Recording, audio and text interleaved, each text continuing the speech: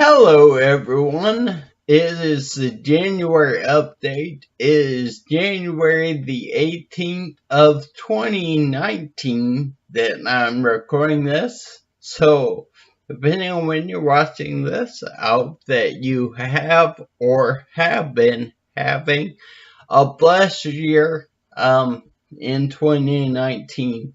So, thank you again so much for watching and keeping tabs on how things are going. The reason that I'm doing this today versus later in the month, as I typically do, is this is actually the 1 year anniversary of when I went to the hospital. When this whole journey started was a year ago today. So I'm going to talk a little more about what all happened. Go in a little more detail than I have previously, but as I do with each video, I want to give you a walking update, so I'll start there.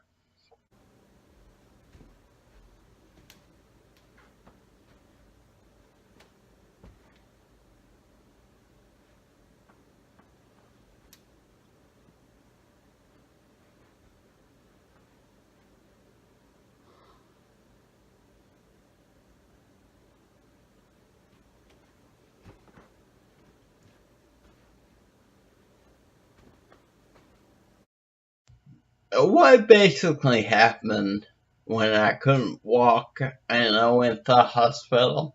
They ran buster tests, found out what was going on, that I had this infection going on in my brain.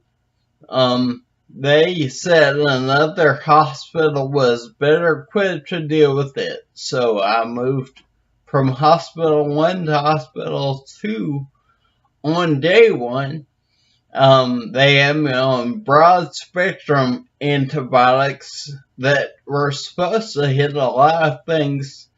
They said they'd get it a week, see if it was working, and then go from there. So a week went by. I had another MRI, and the infection had actually grown, and I got smaller. So they were uncomfortable where I was doing any procedures because of where the infection was. It was near my brain stem. But I got a call from a guy at another hospital that said he would figure out what it was. He was okay to do the operation that I needed, so I moved from hospital 2 to hospital 3. The thing that sucked about that was they moved me late on a Friday, so I had the whole weekend taking antibiotics I knew aren't working to have this procedure on the Monday after that weekend. So Monday came around, we had the operation. They put me under, they cut me open. I have a nice scar. You can't see it when my hair is grown out, but when I buzz my hair, I got a nice scar where hair doesn't grow. They cut me open. They went in with a big needle and drew out some of the infection, and then ran tests on it to figure out what it was.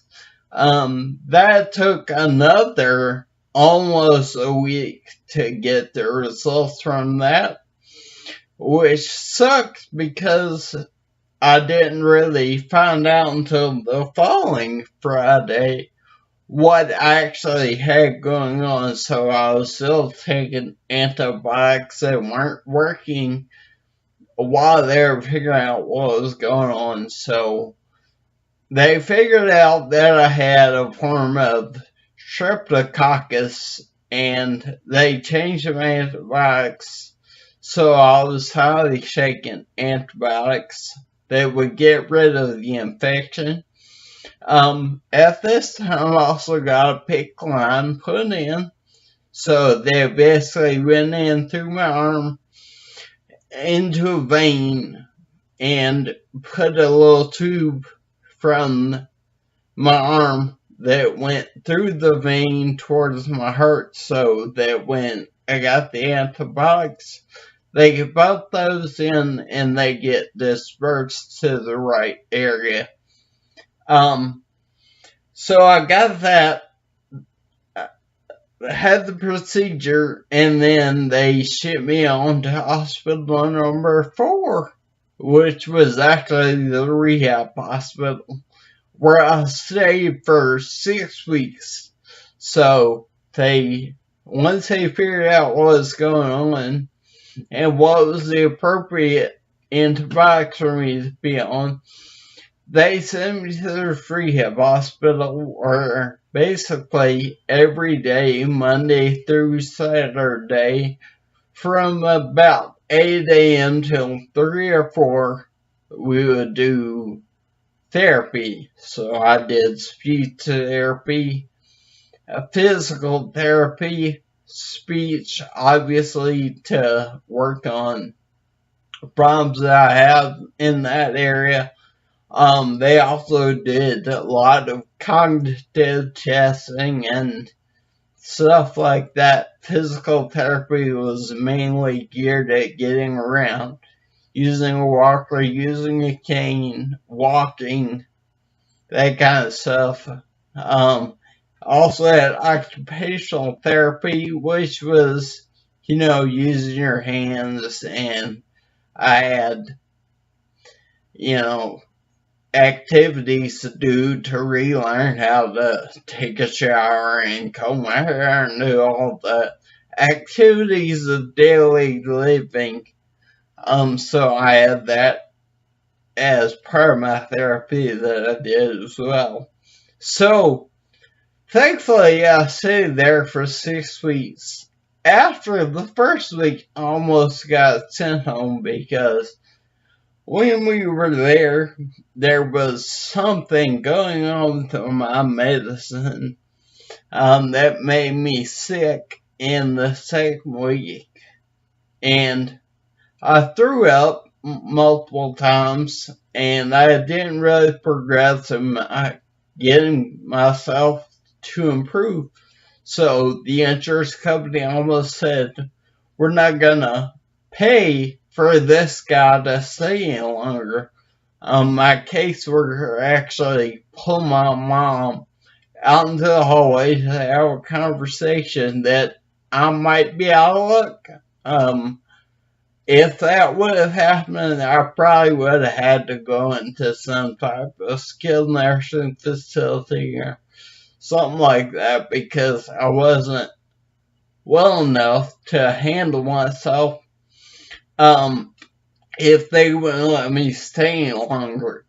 Thankfully, they let me stay, and I continued to progress.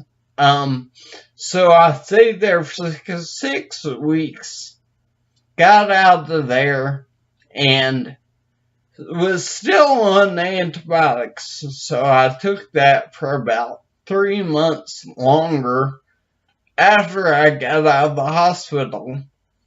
So my mom, who was a saint through this whole experience, stayed with me, and the antibiotics were very powerful. You couldn't just, take it all right away. You had to put it in slowly over like a 10-minute stretch of time twice a day. So she stayed with me for those 3 months and gave me my medicine and handled all that stuff while I was still working on getting better. Thankfully, after that period of time, the infection was gone. It took about 5 months from when this started to when it ended. And I've just still been working on getting better to this day. So that's a little more about what all happened. As far as, what I've learned that I want to share this month. Actually, while I was in the hospital, a friend of mine, and guy who's in his 50s, he's not old by any stretch of the imagination, but he had heart failure at the same time I was in the hospital. So seeing the work that he's done to get back to work and get his life back, knowing the work that I've done to try and do the same, really makes me want to take better care of myself. Now, I'm not saying that we could have changed anything that happened to either one of us, but I want to put the odds as much in my favor as possible to avoid having any issues in the future. So I'm eating better than I was. I'm taking vitamins and immune support and all this other stuff to try and put my body inside and outside in the best possible shape it can be in so that I can avoid having any types of issues in the future because they're not fun. So I'm doing the best I can there. Thank you so much for watching. I will see you back in February, and I hope you have a lovely month. Thanks.